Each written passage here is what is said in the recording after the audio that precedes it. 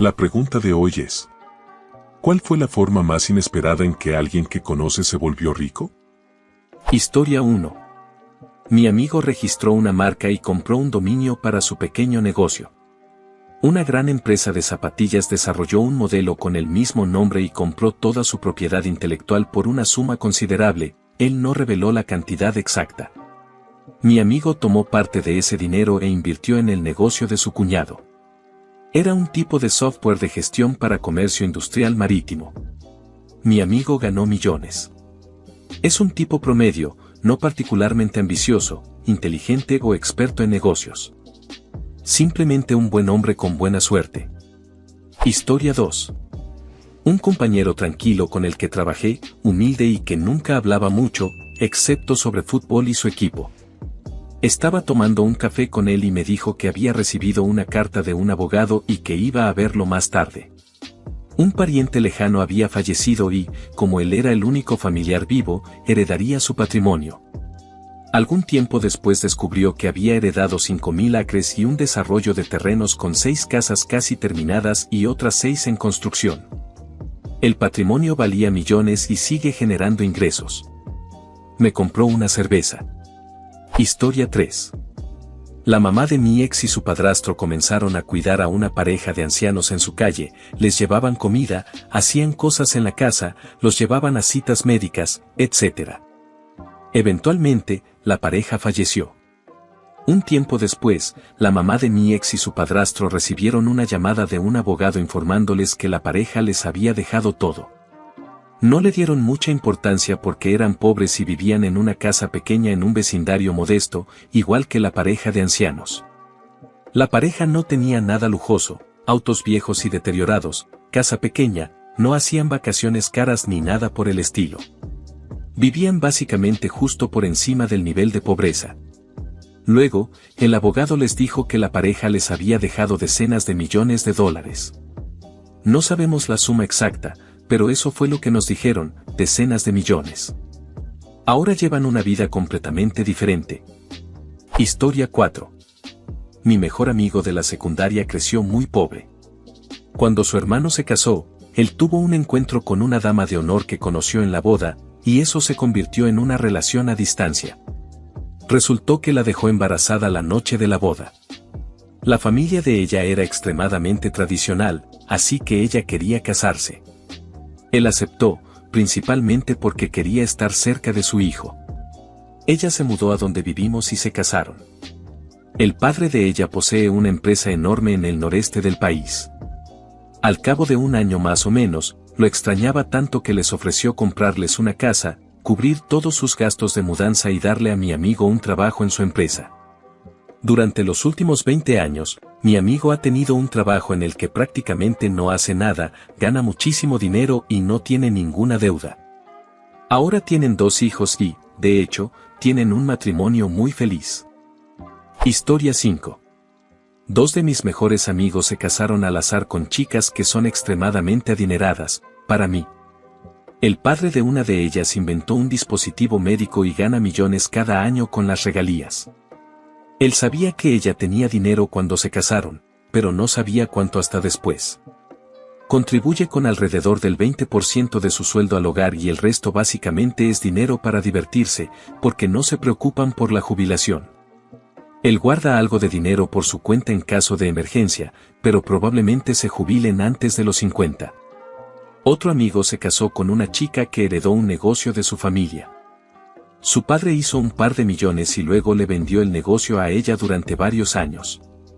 Ella era muy trabajadora y lo compró completamente en solo unos años por un par de millones, lo convirtió en un negocio multimillonario y luego lo vendió a un tercero por varios millones. Guardaron el 100% de ese dinero y ahora solo trabajan para pasar el tiempo, para no tocar su capital demasiado pronto. Por otro lado, un familiar mío logró, sin planearlo, llegar a un puesto ejecutivo en la alta dirección, C-suite, de una empresa multimillonaria. No hubo nepotismo ni un MBA prestigioso de Harvard ni nada por el estilo, simplemente trabajó duro subiendo escalones. Su salario es de unos 250,000 pesos al año, recibe un bono anual del 25 a 30%, a veces más.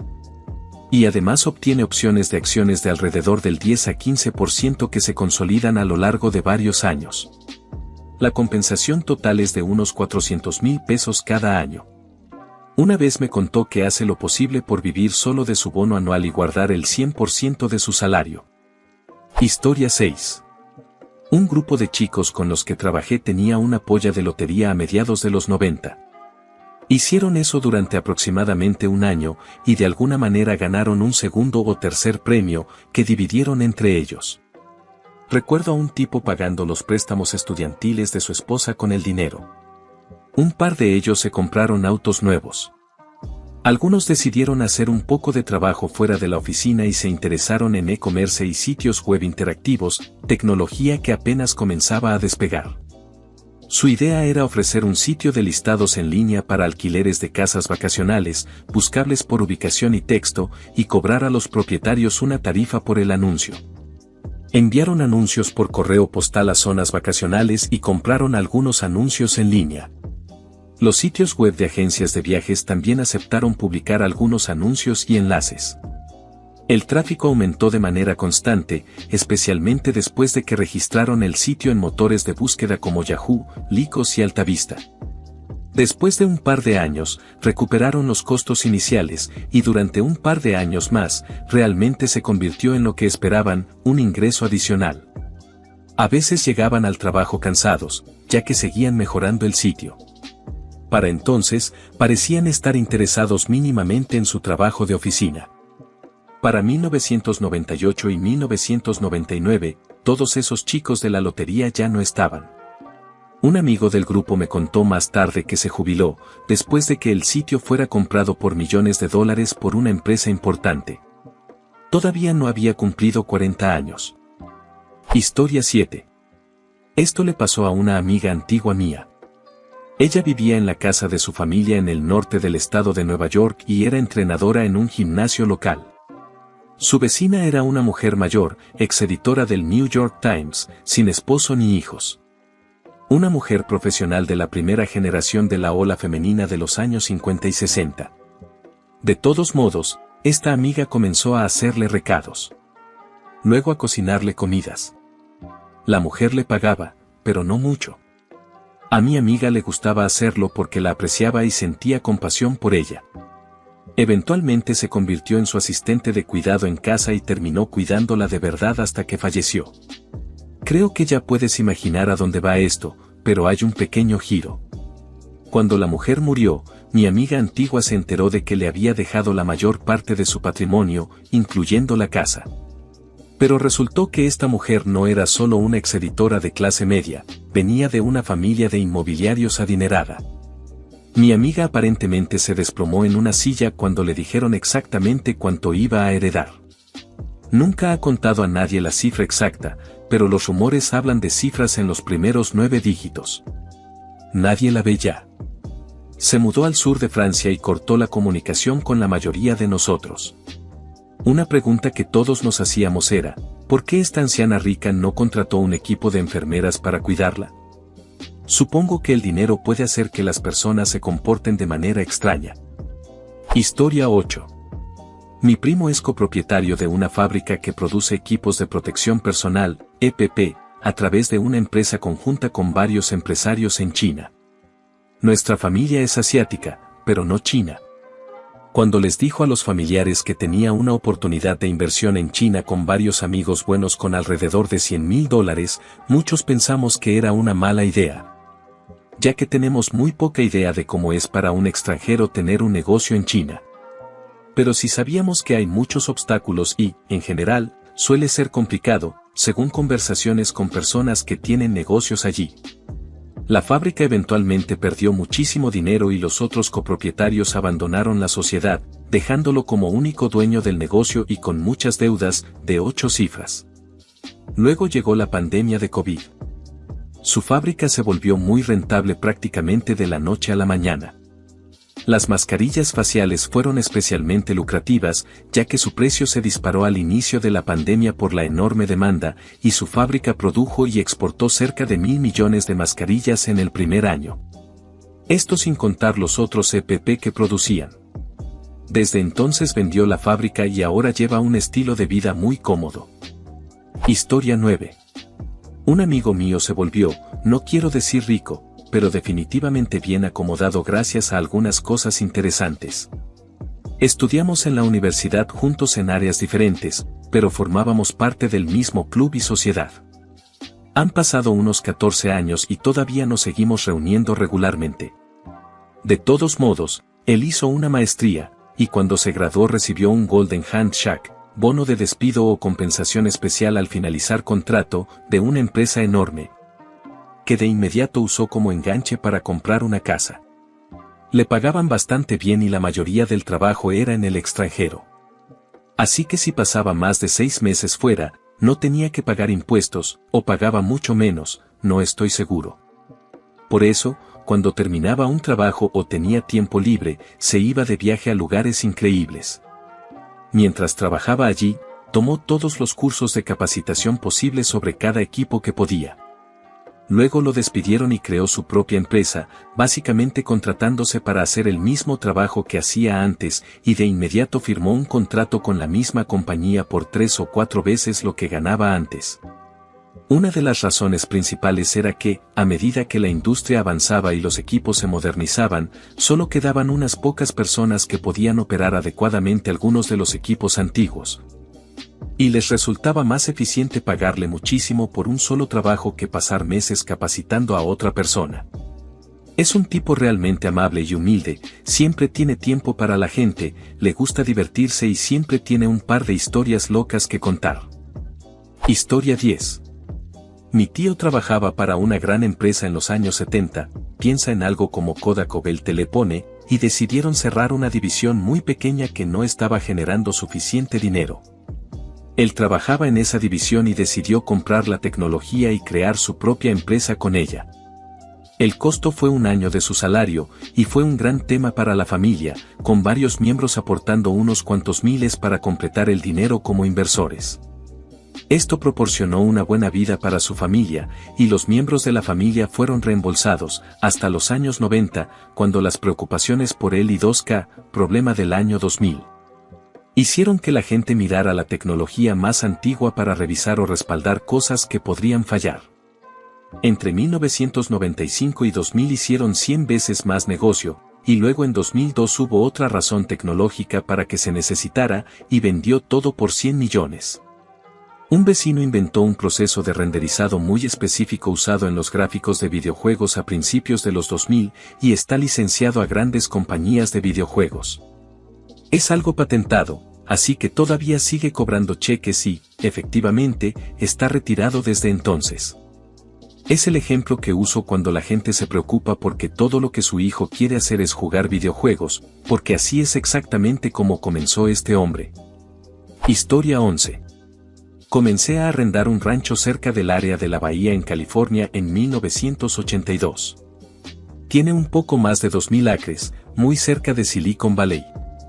La propiedad cambió de manos varias veces a lo largo de los años y siempre pude negociar un nuevo contrato de arrendamiento con el nuevo dueño.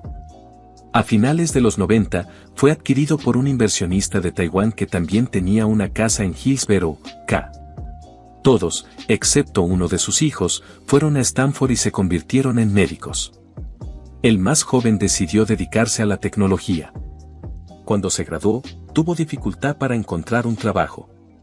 Yo era ejecutivo en una gran empresa tecnológica en Palo Alto en ese momento y logré darle un rol valioso. Actualmente es el CEO de una gran empresa en la costa este. Yo también manejaba completamente el rancho, trataba con los gobiernos locales, con pesca y vida silvestre, intrusos, personas que intentaban iniciar cultivos de marihuana ilegalmente en el rancho. Básicamente era un gran dolor de cabeza constante que mi amigo taiwanés no tenía que enfrentar. Nos reuníamos una vez al año en un buen restaurante en San Francisco. Le contaba lo que pasaba en el rancho y pagaba mi pago anual del arrendamiento. En 2010 nos reunimos y me dijo que tenía cáncer en etapa 4 y que moriría en el próximo año. Quería que yo comprara el rancho porque, de todas sus muchas inversiones en tierras en California, esta era la más complicada y sentía que sus hijos adultos no tendrían tiempo ni interés en manejarla. Le informé que valía mucho más de lo que yo podría pagar. Lo vendió por una cantidad tan pequeña que pude hacerle un cheque en ese momento. La cantidad era tan baja que la compañía de títulos llamó a la oficina del fiscal general y ellos investigaron, asumiendo que algo sospechoso estaba pasando. Lo vendí en julio de este año por varios millones de dólares. Básicamente, a lo largo de los años trabajando juntos, llegué a ser considerado parte de la familia. Había ayudado a su hijo y mantenido al dueño fuera del foco mientras lidiaba con todo tipo de problemas en el rancho. Él valoró ambas cosas y eso cambió mi vida. Historia 12. Mi ex y yo nos quedamos viviendo juntos después de romper. Sí, pagando alquiler en el noreste. Él me ofreció cubrir toda la factura de electricidad si le dejaba instalar un servidor en la sala. Claro, no es como si pudiera traer citas a casa con él ahí de todos modos. Un día estábamos los dos juntos y le pregunto qué hay en el servidor. Hay algo llamado Bitcoin, dice. Es dinero digital que funciona sin banco. Porque que se jodan los bancos. Totalmente anónimo. Puedes minarlo dejando que tu computadora resuelva problemas y te paga en Bitcoin como recompensa. Quién sabe si tendrá éxito, pero me gusta la idea. Genial, pensé. Mis amigos y sus parejas pensaban que estaba loco. Se burlaban de él. Él intentó interesarlos, les mostró cómo minar aunque fueran solo unas pocas monedas. Las parejas de mis dos mejores amigos en ese momento les prohibieron hacerlo por completo. Lo llamaron teórico de la conspiración, perdedor, nerd. Pero a mí me parecía genial. Solo ver lo apasionado que estaba era contagioso. Honestamente, no tenía idea si Bitcoin iba a funcionar, pero me alegraba dejar que él cubriera la factura de electricidad y ver a mi amigo, con quien solía salir, emocionarse por algo. Alrededor de un año después, él me apoyó en una situación de citas que salió horriblemente mal. Volvimos a estar juntos después de eso. Luego, nos casamos a finales de 2012. Unos años después, cobró sus ganancias. Digamos que ya no nos preocupamos por el dinero, y por eso mi esposo puede ser un emprendedor en serie y papá que se queda en casa. Mis amigos se arrepienten de haberse burlado de él. Pero para lo que vale, yo tampoco lo vi venir. Historia 13. Conozco a un tipo, éramos más o menos amigos, pero luego se volvió un idiota, que decidió no terminar la universidad, pero estaba obsesionado con las películas de transporte, así que sacó su licencia de conducir. Compró una furgoneta pequeña y empezó a transportar cosas para literalmente cualquiera que le pagara. Transportaba equipos de bandas a pequeños festivales, paquetes, material de construcción, de todo, con la regla obvia de nunca revisar qué había en la bolsa, y nunca olvidaba mencionar eso a sus clientes. Unos meses después de iniciar su negocio, una gran empresa le pidió presupuesto para un envío de un extremo a otro del país, porque se enteraron de él gracias a una banda con la que trabajó ese verano. Y lo eligieron porque era el más barato. Llegó a la ubicación, un gran edificio de oficinas en el centro de la ciudad, cargaron la furgoneta, condujo a través del país, llegó a otro gran edificio de oficinas, descargó. Le transfirieron el dinero y regresó a casa. Al día siguiente, la misma empresa lo llamó nuevamente para otro viaje de punta a punta. Lo hizo también. Y el siguiente. Condujo para esta empresa durante unas semanas, la misma ruta, mismo horario, mismas cosas. No se volvió millonario de inmediato, pero ganó un buen dinero solo con esta empresa, así que compró otra furgoneta barata y contrató a su amigo para hacer otras entregas. Cuando la empresa se enteró de que ahora tenía 2 furgonetas, también contrataron al amigo. Al final de ese año, tenía 5 furgonetas con 5 conductores haciendo exactamente la misma ruta una y otra vez. Luego, la empresa le dijo que la siguiente entrega sería la última, pero que no se preocupara, que ya tenían algo planeado para él y sus conductores para que no tuvieran que preocuparse por dinero. Llegó a la nueva ubicación, un enorme almacén, con decenas de pasillos llenos de miles de palets de cosas. Le dijeron que eventualmente moverían todo eso. Preguntó por qué no contrataban una empresa grande con camiones, le dijeron que habían oído cosas increíbles sobre él, que seguía siendo barato y que no tenían prisa, así que al final del día era ganar-ganar. Él simplemente se encogió de hombros y empezó a trasladar cosas de ese almacén a otro a través del país. Hizo eso durante varios meses, día tras día, mismo almacén, 4 horas de ida, 4 de vuelta, con 5 furgonetas. Ahora, aquí es cuando su vida cambió en 24 horas. Un día, camino al otro lado del país, tuvo un pinchazo en la autopista, se detuvo para solucionarlo, la policía se detuvo para ayudar. Charlaron amigablemente, cambiaron la llanta, terminó la ruta, cobró y volvió a casa. A la mañana siguiente, recibió una llamada de los del almacén, le dijeron que la empresa finalmente decidió contratar camiones, ya que él y sus amigos tardaban demasiado, así que sus servicios ya no serían necesarios. Pero querían cumplir su acuerdo y le pagarían todo el trato de una sola vez, con un extra. No estoy seguro si entendió lo que acababa de pasar en ese momento, o solo cuando una suma exorbitante de dinero cayó en su cuenta y la de su amigo. Pero de inmediato dejó de presumir sobre esta oportunidad de oro y solo habló del tema con muy pocas personas. Hasta el día de hoy no sabemos para quién trabajaba y, sinceramente, ni queremos saber, pero para entender la magnitud, el dinero que le pagaron, nunca nos dijo la cantidad exacta. Fue suficiente para comprar una casita en el campo y retirarse a los 28 años, con dinero suficiente para que no solo él, sino sus hijos y quizás sus nietos, nunca tengan que trabajar un solo día en su vida. Historia 14. Tuve una novia que, por capricho en 2011, puso unos $9,000 en Bitcoin. Su papá le había dado ese dinero, el total era unos $36,000 de la herencia de su abuela.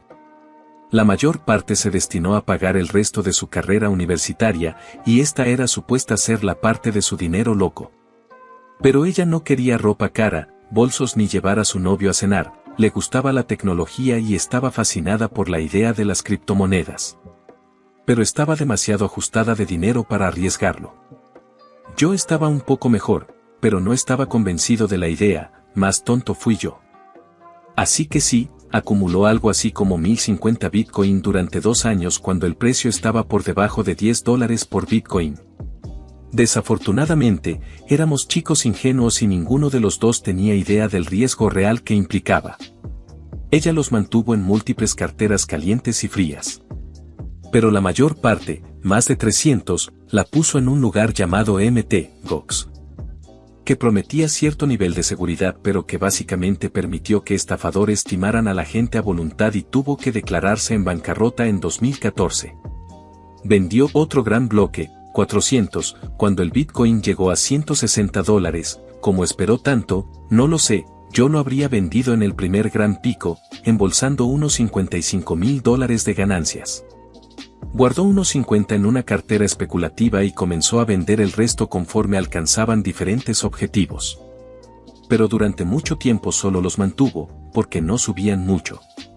En 2017 me escribió por email para decirme que estaba vendiendo 120 Bitcoin a más de $4,000 cada uno, otros 450,000 Bitcoin aproximadamente.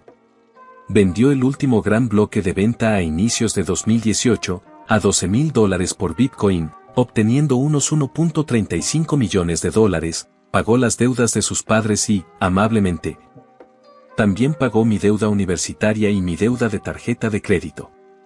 Luego cambiaron un poco las reglas fiscales y debía más, pero aún así tenía más de 6 cifras altas en el banco y los 50 Bitcoin restantes en la cartera hasta que muera.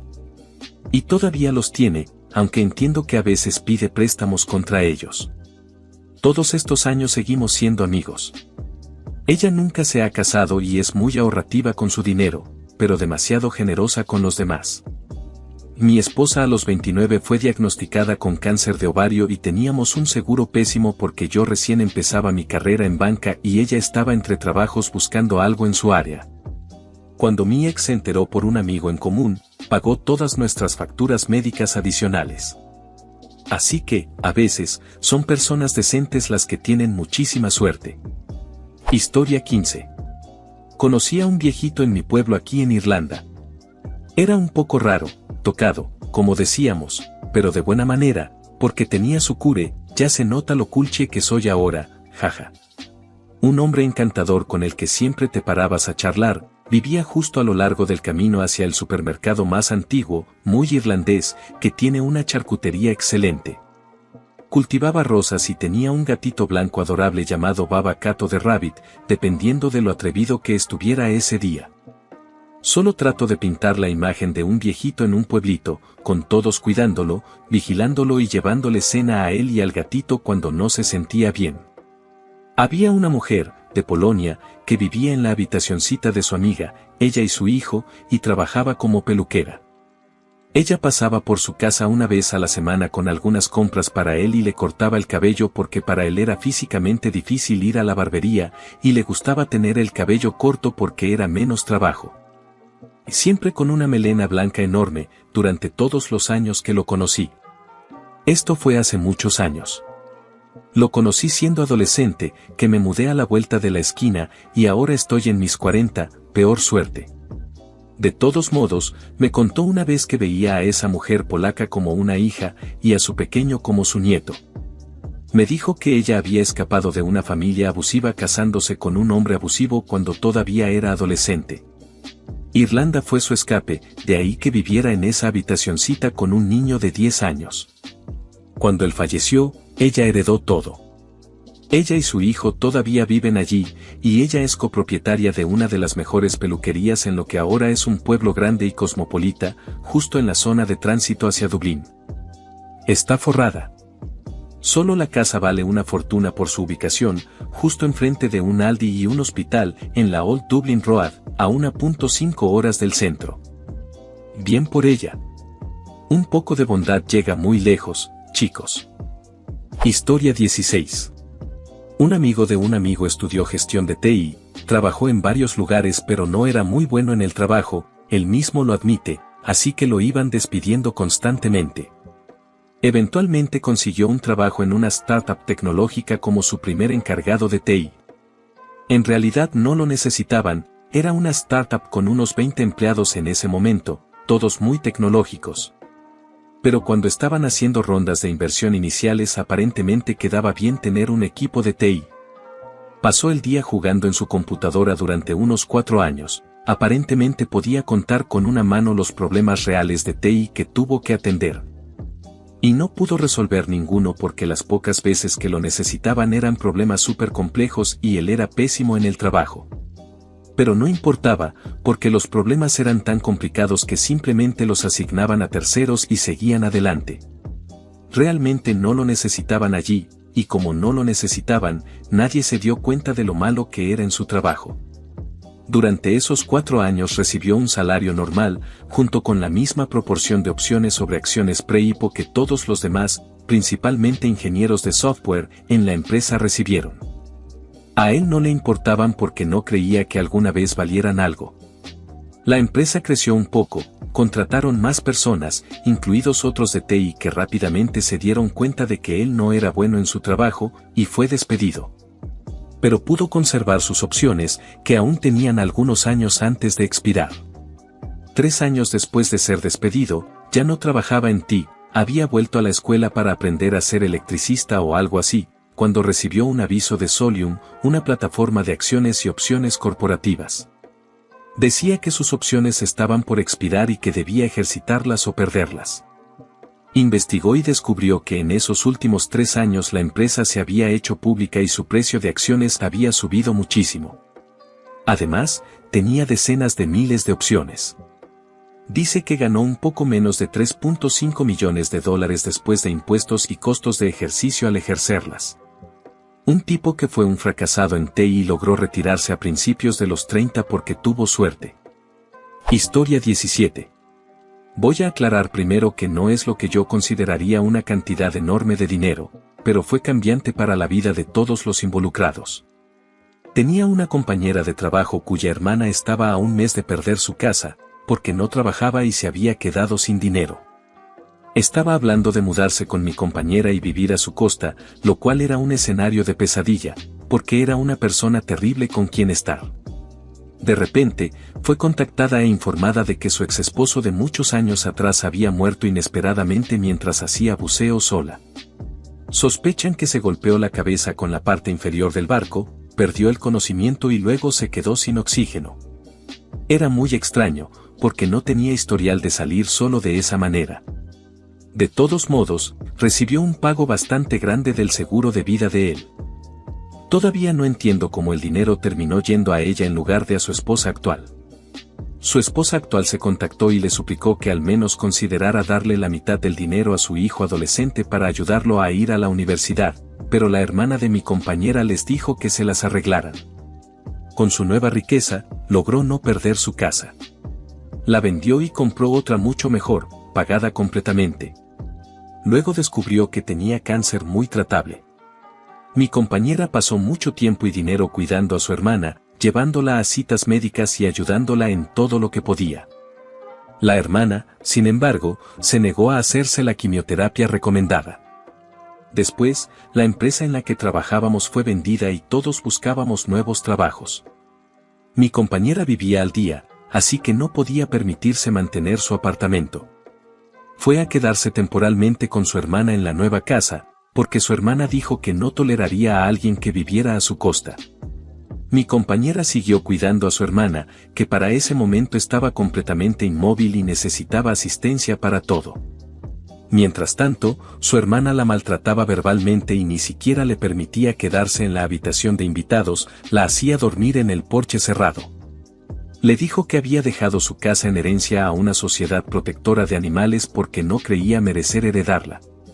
Le dio hasta fin de mes para encontrar un lugar propio o la echaría. Entonces, la hermana murió mientras dormía. Nunca se molestó en actualizar su testamento, así que, por buena suerte, mi compañera heredó la casa y algo de dinero. Es justo suficiente para que pueda seguir viviendo en la casa por el resto de su vida. Historia 18. Una chica con la que trabajaba dejó su trabajo para ir a trabajar en Palantir en 2019. Ojo, esto fue antes de que alguien supiera algo sobre Palantir. Era una empresa cualquiera, pre-IPO, que trabajaba exclusivamente con contratos gubernamentales para vender Big Data al gobierno.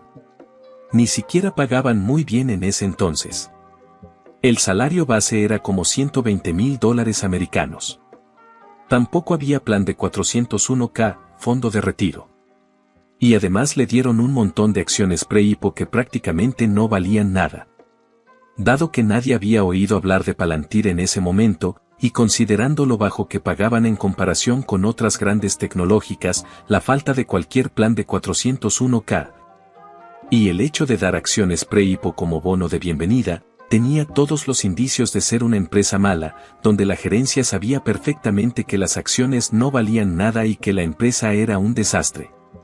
De todos modos, ella insistió en quedarse con todas sus acciones y nunca vender, porque creía en la misión de la empresa o algo así. Avanzando hasta hoy, ya está lista para jubilarse. Básicamente solo está pasando el tiempo en el trabajo, esperando que la despidan, jaja.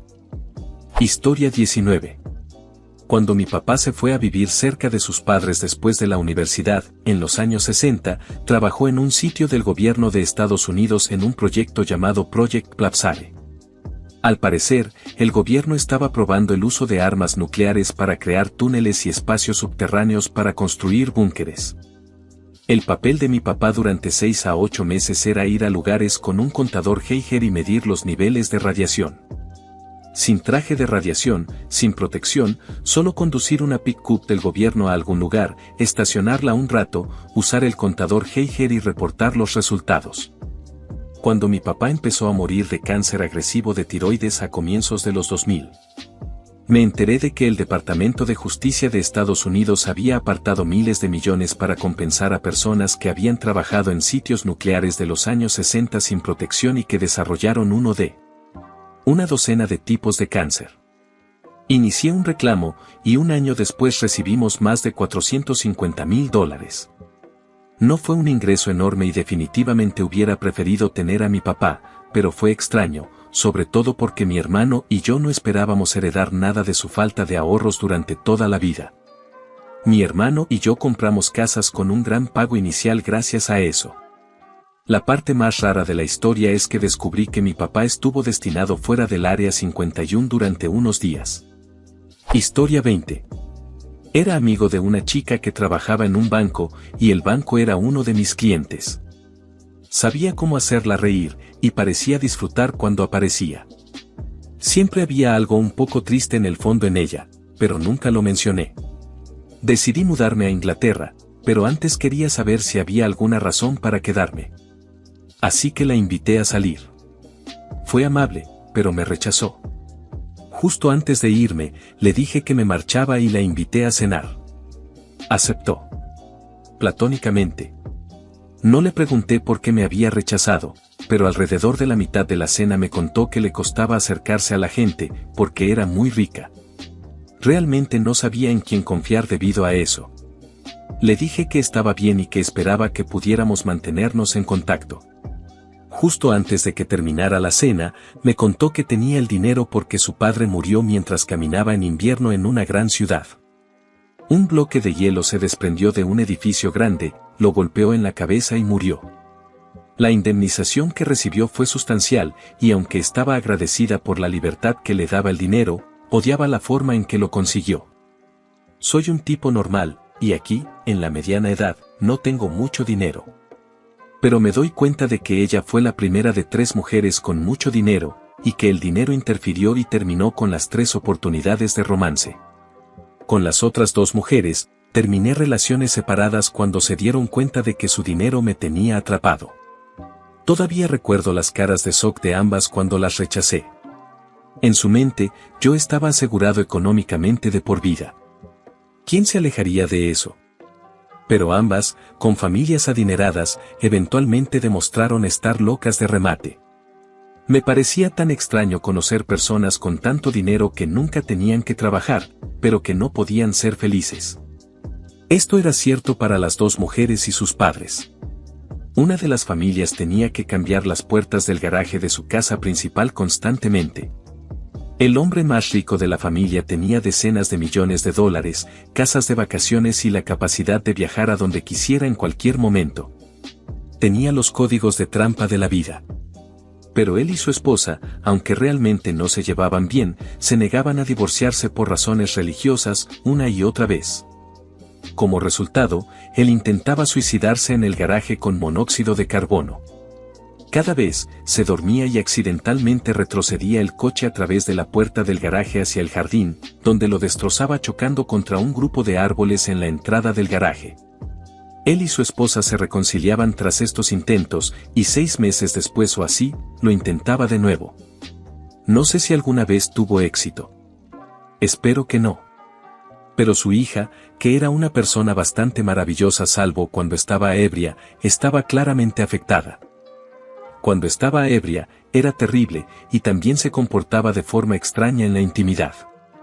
Me negaba a admitirlo, pero eventualmente supe en lo profundo que nunca podría conectar como yo esperaba, debido a toda la disfunción familiar, porque ella consideraba la disfunción normal.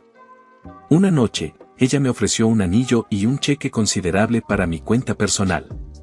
Supe que era momento de darme la vuelta y alejarme, porque estaba completamente ebria en ese momento. Y ese comportamiento se volvió mucho más común. Me pidió matrimonio estando completamente ebria. E intentó emborracharme también esa noche. Generalmente, no bebo. Veo el dinero como algo que debería ofrecer cierta comodidad, pero hoy en día solo hay que mirar alrededor para ver lo aterrador que pueden ser realmente los efectos del dinero. Historia 21. Mi papá trabajaba como inspector de edificios en un suburbio muy acomodado de Nueva York. Había un tipo en el pueblo que hacía prácticamente todo el trabajo de excavación, cimentación y pavimentación. Este hombre era multimillonario y probablemente podía comprar y vender a la mayoría de las personas en este suburbio tan adinerado. Emigró a Estados Unidos desde Polonia, tenía educación hasta 8º grado y casi 0 conocimientos de inglés, pero tenía una excelente cabeza para los negocios. Sin la ayuda de nadie, construyó una enorme empresa de construcción que lo convirtió en millonario muchísimas veces. Otra persona, uno de mis suegros, se fue a luchar en la Segunda Guerra Mundial.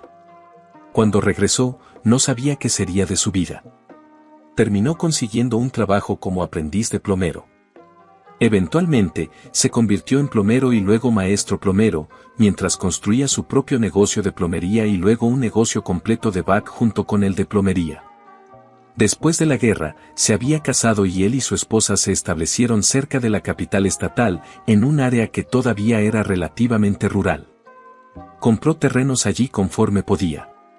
Con el tiempo, el negocio se convirtió en la principal empresa de plomería /back de la zona, empezó a desarrollar las propiedades que había comprado, que ahora eran suburbios muy deseables fuera de esta gran ciudad.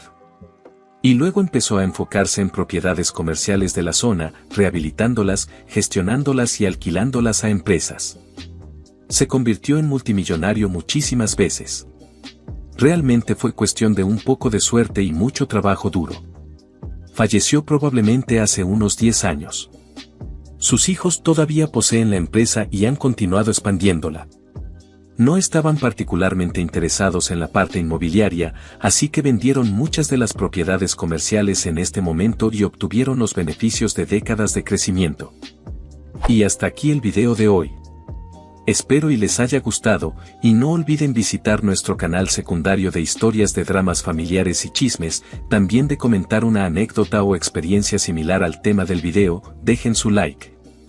Compartan si les gustó el video, y por último no olviden activar la campanita para no perderse ninguno de nuestros videos diarios. Chao.